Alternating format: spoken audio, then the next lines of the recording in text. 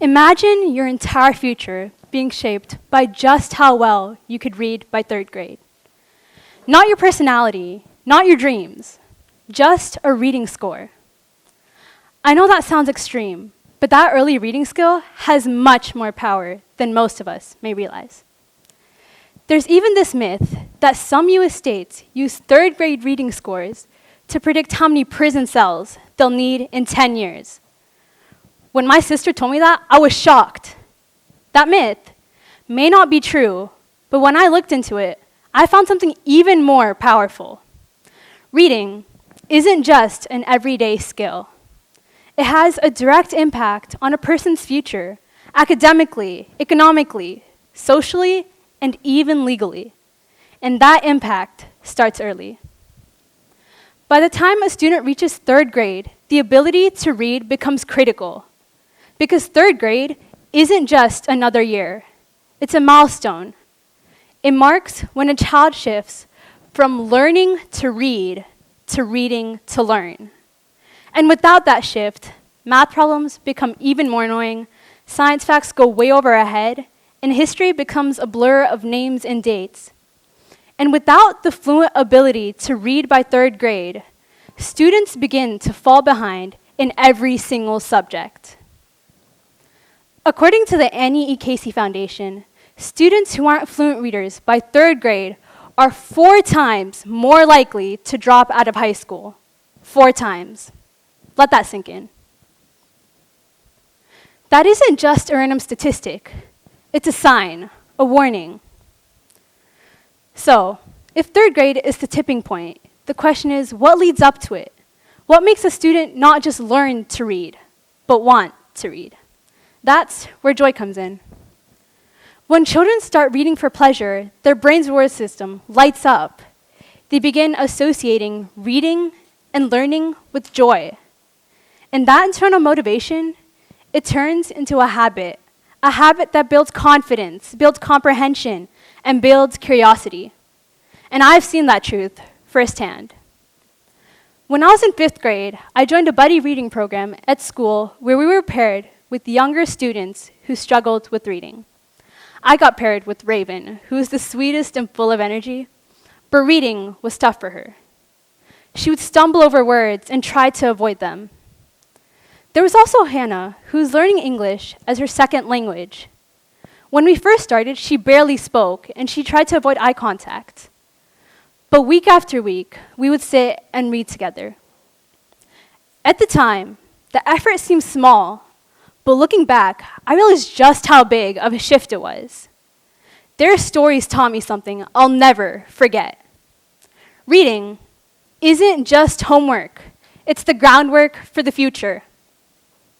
So, think of reading as the foundation of a house. Without a firm foundation, the entire building is unstable. This is similar to a child's education. Without a strong base of reading skills, the struggle becomes overwhelming.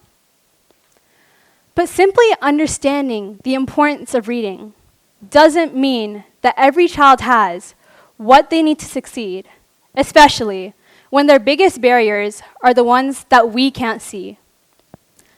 Many kids face hidden barriers like dyslexia, which affects 1 in 5 people according to the Yale Center for Dyslexia and Creativity.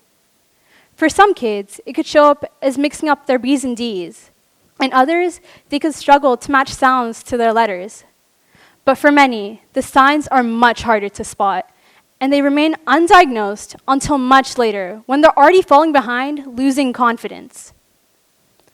But reading differences aren't the only barriers.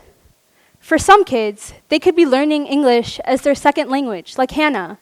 And others, they could come from households where reading isn't prioritized. Not because their families don't care, but because they're struggling to make ends meet.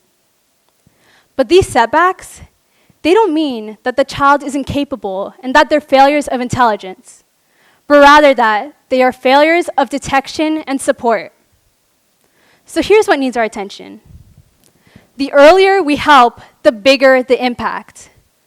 The Yale School of Medicine found that identifying dyslexia as early as kindergarten or first grade can significantly improve reading outcomes. Whether it's screening for reading differences, providing access to books, or simply just reading aloud, these early efforts can change everything. Because once a child falls behind, catching up isn't just hard, it's exhausting.